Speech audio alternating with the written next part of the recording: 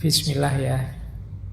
Sekarang menghadapi kesulitan yang kita sebut rasa sakit.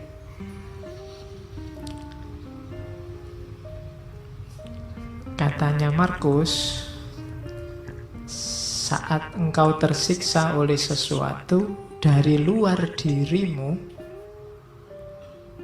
rasa sakit itu sebenarnya bukan dari sesuatu yang menyakitimu, namun dari anggapanmu terhadapnya. Dan engkau memiliki kekuatan untuk mencabutnya kapanpun kau mau. Kalau kamu disakiti orang, sebenarnya orang itu tidak bisa menyakitimu kalau kamu tidak mau sakit. Pak, orang itu bikin aku mangkel ya Pak. Salahmu sendiri mau mangkel. Mbok kamu ndak usah mau jengkel, nggak usah mau mangkel kan, ndak jadi dia membuat kamu jengkel. Dia membuatmu jengkel karena kamu mau jengkel. Tolaklah rasa sakitmu dan rasa sakit itu akan lenyap. Ndak ada orang bisa menyakitimu, ndak ada orang bisa mencurangimu, nggak ada orang bisa menaklukkanmu kalau kamu sendiri tidak mau. Jadi katanya Markus, raih kembali kesadaranmu, panggil kembali dirimu, dan bangunlah sekali lagi. Kini akan kau sadari bahwa yang mengganggumu hanyalah mimpi. Pandanglah kenyataan ini sebagaimana engkau memahami mimpimu. Yo, silahkan sekarang didaftar apa yang membuatmu sumpek, membuatmu sakit, membuatmu merasa tak berdaya, membuatmu merasa lemah. Semuanya pasti tidak real. Semuanya bukan sesuatu yang nyata, hanya permainan pikiranmu dalam tanda petik. Nilai jelek, ya nilai jelek itu kan fakta, nilai jelek selesai. Dia tidak harus menyakitimu bahwa kamu besok akan ngulang kuliah lagi sehingga nilainya jadi baik. Ya diulang saja tanpa harus merasa sakit kan bisa. Diputus pacar Pak, itu sakitnya luar biasa. Ya wis putus, ya putus saja. Lah kok enak, aku yang diputus kok terus aku merasa sakit, kan double berarti. Kamu mutus aku ya sudah, tapi aku tidak sakit kok. Wah, itu lebih kaya. Iya. Jadi sakit atau tidak itu kan kamu yang bisa ngatur. Pedih hatimu itu dirimu sebenarnya. Tidak bisa engkau membuatku sakit hati, itu tidak bisa. Kamu sendiri yang mau dihinggapi rasa sakit itu. Ada orang maki-maki kamu kayak apapun, kalau kamu tidak tersinggung kan tidak ada apa-apa. Saya tersinggung loh Pak. Lihat salahmu sendiri tersinggung.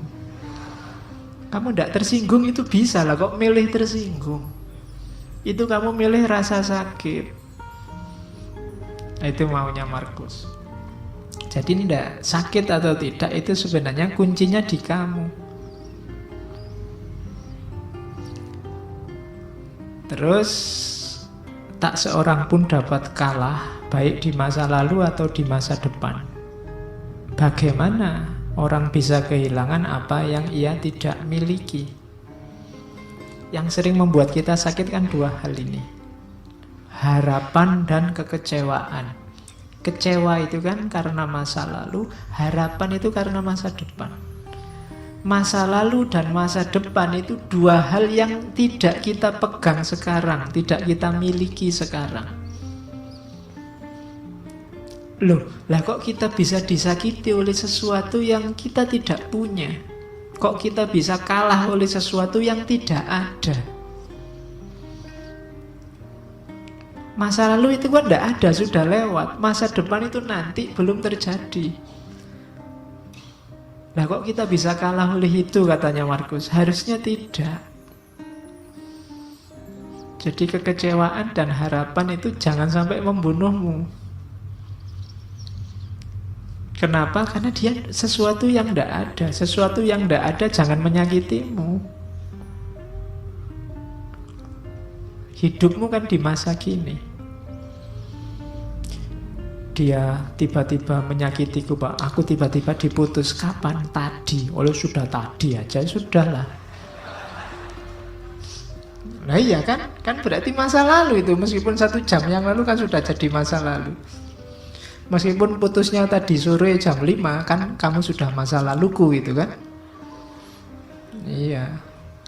Oke, jadi jangan mau disakiti oleh masa lalu dan masa depan. Berpikir yang positif. Kayak di kalimat terakhir itu, adalah nasib burukku semua ini terjadi padaku sebenarnya itu. Kita kan sering mengeluh begitu, aduh nasibku kok jelek ya. Katanya Markus, jangan begitu. Bilang saja nasibku baik, adalah nasib baikku. Di mana nasib baiknya? Meskipun ini terjadi padaku, tapi aku dapat menanggungnya tanpa rasa sakit. Baik itu kehancuran di masa kini maupun ketakutan akan masa depan. Kalau kamu ada masalah apapun, jangan mengeluh. Bersyukurlah bahwa alhamdulillah aku masih kuat menanggungnya. Masih diberi kekuatan untuk menahannya. Nah, itu lebih positif. Jadi, sakitilah aku, injak-injaklah aku, jajalah aku, tapi aku kuat. Alhamdulillah aku. Kalau kamu nyari yang tidak ada masalah dan kamu tidak tersakiti, mungkin tidak bisa. Kamu hidup di dunia yang tidak ada masalah dan kamu tidak tersakiti itu. Bikinlah dirimu kuat menghadapi masalah dan rasa sakit. Maka segalanya akan selesai. Jadi, jangan mau disakiti. Jangan mau itu bukan untuk orang yang menyakiti, tapi untuk dirimu sendiri. Jangan kamu terima rasa sakit itu, maka kamu tidak akan sakit. Nah, ini rumus yang kedua. Yo, rasanya sih memang berat, tapi lama-lama dilatih mungkin bisa. Orang-orang besar, pemimpin-pemimpin besar, itu mungkin mereka mampu melakukan ini. Kalau besok kamu jadi pemimpin labil, mudah sakit, mudah tersinggung, mudah marah, mungkin kamu tidak bisa jadi pemimpin yang baik. Kamu harus punya daya tahan terhadap rasa sakit. Kamu harus kuat mendengarkan, kuat melihat, kuat membaca, kuat memahami, tanpa harus reaktif karena rasa sakit. Nah, itu rumus selanjutnya dalam hidup. Jadi tadi ada kehidupan, kemudian caranya untuk bahagia, dan cara untuk menghindari rasa sakit. Sekarang tentang kebenaran. Ini makhluk idolanya para pengkaji filsafat. Katanya Marcus Aurelius, kebenaran itu sifatnya perspektif. Segala yang kita dengar adalah opini, bukan fakta. Segala yang kita lihat adalah perspektif, bukan kebenaran. Ini nanti belakangan dikembangkan teorinya oleh Immanuel Kant, jadi das Ding an sich namanya. Sesuatu apa adanya dan sesuatu yang sudah dipersepsi, dipahami oleh manusia. Ketika orang ngomong tentang sesuatu yang namanya kebenaran, begitu kebenaran itu diomongkan, dia jadi opini. Opini itu kebenaran versi yang ngomong. Kalian ikut ngaji, terus keluar cerita tentang ngaji ini, itu yang keluar dari penjelasanmu, dari mulutmu, itu adalah opinimu tentang ngaji ini. Kalau opini, yaitu pendapatmu sendiri.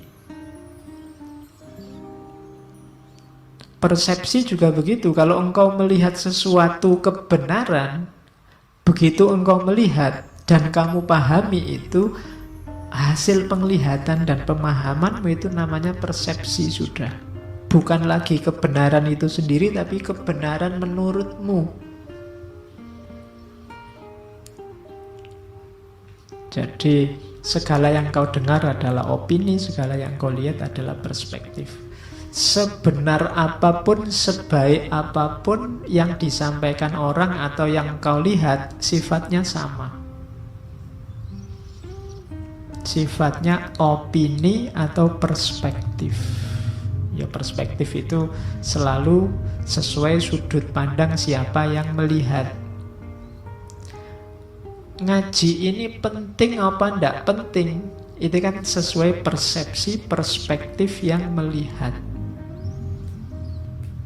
Begitu ada orang cerita, yang dia ceritakan itu ya opini dia tentang apa yang dia ceritakan. Maka semua acara TV, semua yang kamu baca di internet, semua yang ada di Facebook dan Twitter itu sifatnya adalah opini dan perspektif. Makanya kamu tidak harus terlalu mudah terpengaruh. Jadi iya, ada kebenaran, ada kebaikan, ada keindahan, tapi begitu bersentuhan dengan manusia, dia akan berubah jadi perspektif. Ketika dia sampaikan, namanya adalah opini. Loh, ini saya ngomong kebenaran loh Pak. Iya, kebenaran versimu. Mungkin orang lain punya perspektif berbeda, karena karakternya manusia kan memang tergantung perspektifnya. Oke, ya contohnya banyak. Kalian bisa nyari contoh sendiri lah. Satu masalah itu kamu kalau baca berita kan biasanya terus lihat komentarnya. Coba dilihat. Masalahnya sama, faktanya itu, tapi komentarnya coba dilihat. Nah, mungkin ada yang pro, ada yang kontra, ada yang iseng, ada yang macam-macam. Berarti apa? Opini dan perspektif. Dan kamu makanya jangan mudah terpengaruh. Wong itu cuma opini, itu cuma perspektif. Sebenar apapun objek yang diomongkan. Teh ini, begitu kamu lihat, itu kan teh menurutmu. Saya yang melihat, teh menurutku. Beda. Sama-sama, loh kalau dirasakan kan bisa. Iya coba, saya yang merasakan.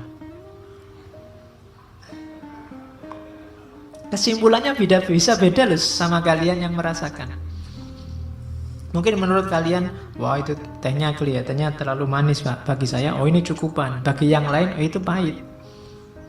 Teh yang sama bisa banyak kesimpulan berbeda. Kesimpulanku, kesimpulanmu itu namanya perspektif. Begitu kamu cerita itu namanya opini. Jadi itu loh yang kita sebut kebenaran itu. Kebenaran itu begitu bersenggolan dengan manusia, dia berubah bentuk jadi opini dan perspektif. Oke, terus kalau ini kesiapan mental menghadapi kebenaran. Katanya Markus, kalau seseorang mampu menunjukkan padaku bahwa yang aku pikirkan atau aku lakukan tidak benar, dengan senang hati aku akan berubah. Karena aku hanya kebenaran yang kucari, karena hanya kebenaran yang kucari, yang dengannya tidak akan ada orang akan benar-benar tersakiti. Yang tersakiti adalah mereka yang senantiasa menipu diri dan tidak mau tahu. Jadi ini sikap pada kebenaran. Tidak banyak orang suka dan siap pada kebenaran. Katanya Markus, saya punya kebenaran, aku meyakini kebenaran tertentu, tapi kalau ada orang lain bisa menunjukkan padaku yang lebih benar, dengan senang hati aku akan berubah. Karena komitmenku hanya pada kebenaran. Bukan pada orang, bukan pada aliran, bukan pada perspektif tertentu, hanya pada kebenaran. Dan ini akan lebih selamat. Hanya pada kebenaran, membela kebenaran, berpihak pada kebenaran, tidak akan menyakiti orang lain, katanya Markus.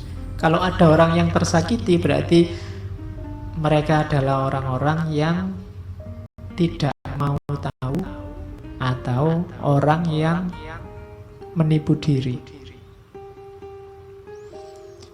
Orang menipu diri itu dia tahu bahwa ada kebenaran yang lebih benar dibandingkan kebenaran yang dia yakini selama ini, cuma dia tidak mau berubah. Ini orang ini menipu diri. Padahal dia tahu ada yang lebih benar. Ya kalau bukan menipu diri, nama lainnya dia cuek, tidak mau tahu. Pokoknya kalau sudah ini ya ini. Ini ada hubungannya dengan saya bilang tadi, orang-orang yang kaku. Padahal hidup ini dinamis, kita manusia terbatas.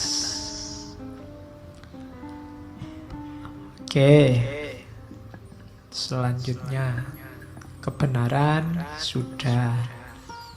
Sekarang kebaikan. Rumus pertama kebaikan itu simpel. Jangan buang-buang waktu memperdebatkan apa itu orang baik. Jadilah orang baik, simpel. Tidak usah terlalu banyak diskusi untuk membahas orang soleh itu kayak gimana ya Pak. Pokoknya jadilah orang soleh. Tidak usah terlalu banyak debat kalau untuk ini. Kita memang sering terlalu banyak diskusinya, banyak membahasnya, banyak tanyanya. Jalannya jarang. Kita bahas secara detail kira-kira ya. Waktunya tahajud yang afdol itu sepertiga malam itu jam 3 pas, apa kira-kira jam 3 lebih 15, apa jam 3.30. Itu diskusi ini ngono. Sholat ndak Pak. Iya. Kamu diskusi tentang tarawih itu 20 apa 8, mati-matian nyari dalil ya. Terus ndak tarawih. Itu namanya kamu sibuk memperdebatkan apa itu orang baik, tapi kamu ndak jadi orang baik. Jadi sudah diselesaikan saja debatnya, diskusinya, bahasnya. Ayo jalan dengan kebaikan masing-masing yang kita yakini. Makanya Al-Quran itu secara tegas motong, mungkin itu semacam motong debat ya. Memang Allah menciptakan manusia itu beda-beda, syir'atan wa minhajan. Ada aliran-aliran, ada pendapat yang berbeda, ndak apa-apa. Liyabluwakum fima atakum, untuk mengujimu, ndak apa-apa memang. Kamu diuji dengan perbedaan itu. Selanjutnya fastabiqul khairat. Jadi orang baik, berlomba-lombalah jadi orang baik, bukan berlomba-lomba mendiskusikan kebaikan. Jadi rumus pertama itu, kalau kita berlomba-lomba jadi orang baik, hidup kita sendiri dan bersama orang lain insya Allah juga baik. Hari ini kan kita tidak berlomba-lomba dalam kebaikan, tapi berlomba-lomba sering-sering nyari salahnya orang lain. Terus akhirnya debat, mana yang lebih benar, mana yang lebih salah. Akhirnya tidak ada yang menjalankan, isinya debat. Maka rumusnya Marcus Aurelius, jangan buang-buang waktu untuk memperdebatkan apa itu orang baik. Jadilah orang baik saja. Rumus yang kedua, kita harus melakukan kebaikan kepada orang lain sesederhana kuda lari. Lebah menghasilkan madu atau kebun anggur membuahkan anggur, masa demi masa, tanpa memikirkan lagi anggur yang telah dihasilkan. Jadi melakukan kebaikan itu jangan perhitungan. Sudah berapa ribu ya bulan ini aku sedekah, itu perhitungan. Biasanya orang yang masih perhitungan itu masih nunggu balasan. Aku sudah sedekah sekian juta, baliknya 7.000 kali lipat. Kalau sekian juta kali 7.000, wah aku nanti dapat sekian. Itu masih perhitungan namanya. Janganlah lakukan kebaikan kepada orang lain alamiah saja, karena memang tugasmu untuk melakukan kebaikan itu. Kayak kuda lari, kayak lebah bikin madu. Lebah itu kan bikin madu, terus madunya mbok ambilin, mbok minumi, kan dia ndak protes. Jadi coba bisa demo mereka, itu kamu susah, nggak dapat madu. Saya membayangkan kayak ayam itu demonstrasi, nggak mau bertelur saja. Untuk berapa kerugian manusia, pengusaha-pengusaha telur dadar, pengusaha-pengusaha martabak itu bisa tutup semua. Tapi mereka kan nggak mikir ke sana. Dan kamu nggak pernah terima kasih sama ayam, bebek, dan kawan-kawan. Hidupmu sangat tergantung di sana. Mereka sudah menjalankan tugasnya dengan baik, tinggal kamu jalankan tugasmu. Kamu melakukan kebaikan kok masih nawar, masih nunggu balasan, masih minta dikasih pahala double. Jadi jalankan kebaikan itu secara natural, alami, tanpa harus mikir, tanpa harus nagih-nagih kamu dapat apa. Jadi rumus kedua itu. Rumus pertama, jadilah orang baik saja, titik. Rumus kedua, jalankan kebaikan secara alamiah. Tidak perlu terlalu banyak mikir, terlalu banyak pertimbangan. Apalagi yang kau harapkan saat membantu orang lain? Tidak cukupkah bahwa engkau sudah menjalankan tuntutan alam? Engkau meminta imbalan juga? Nah, itu pertanyaannya Markus. Seolah-olah matamu mengharapkan balasan juga saat melihat, atau kakimu saat berjalan. Padahal untuk itulah keduanya diciptakan. Bayangkan kalau mata juga minta gaji, kakimu setelah dipakai jalan lari banyak, aku capek sekali, ini harus dikasih kompensasi, kan tidak begitu. Ya memang tugasnya kaki untuk jalan, tugasnya mata untuk melihat. Mereka tidak minta pahala, mereka tidak minta bayaran darimu. Kakimu kan nggak teriak-teriak, ayo aku sudah capek ini, saatnya pijet, kan dia tidak begitu. Kakinya menerima saja. Oke, jadi rumus kebaikan ada dua. Yang pertama, jalankan apa adanya. Yang kedua, jalankan secara alamiah.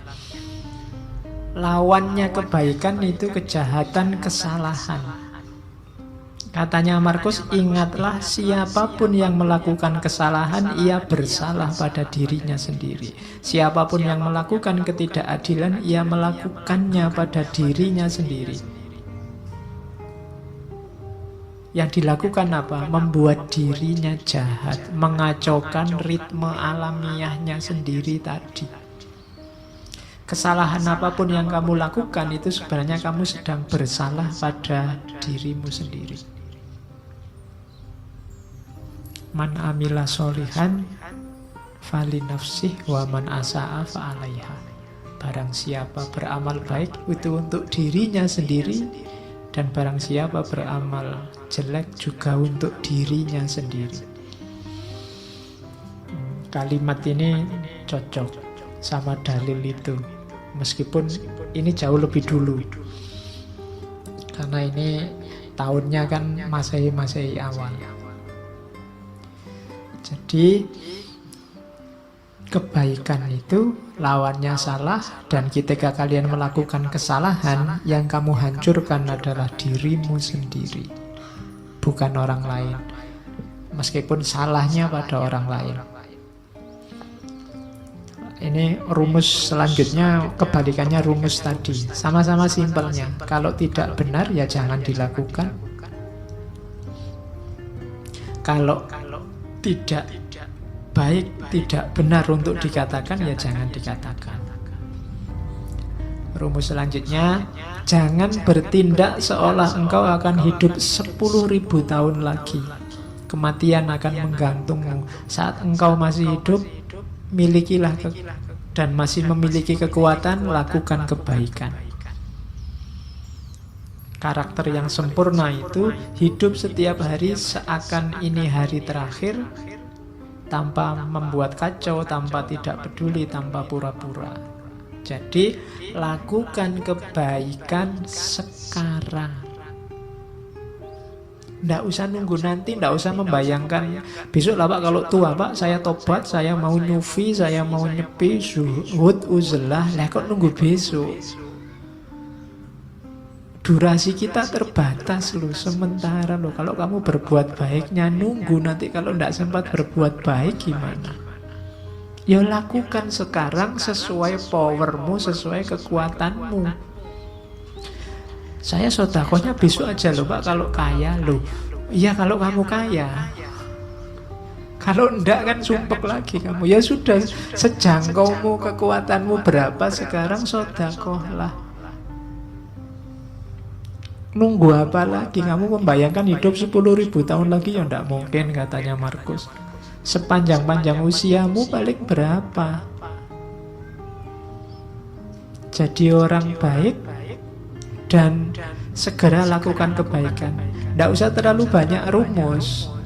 Nggak usah mikir, sebentar Pak, saya ingin tepat dulu, saya ingin nunggu dulu kalau jiwa saya sudah siap, sudah matang, baru saya hijrah Pak. Nggak usah. Begitu kamu tahu itu kebaikan, jalankan. Nunggu Pak, mental saya belum siap Pak. Lah nunggu kapan lagi? Wong kamu ndak bisa jamin umurmu bisa sampai besok pagi apa bisa sampai minggu depan. Jadi lakukan kebaikan sekarang. Oke. Kemudian rumus kebaikan yang lain dari Markus adalah jangan terlalu ribet, terlalu peduli, terlalu sumpek dengan pandangan komentar orang lain, keburukan-keburukan orang lain. Kita ini berbuat baik jarang, lebih sibuk bahas keburukannya orang lain. Itu kalau dikalkulasi kita itu defisit. Jadi bahas salahnya orang terus.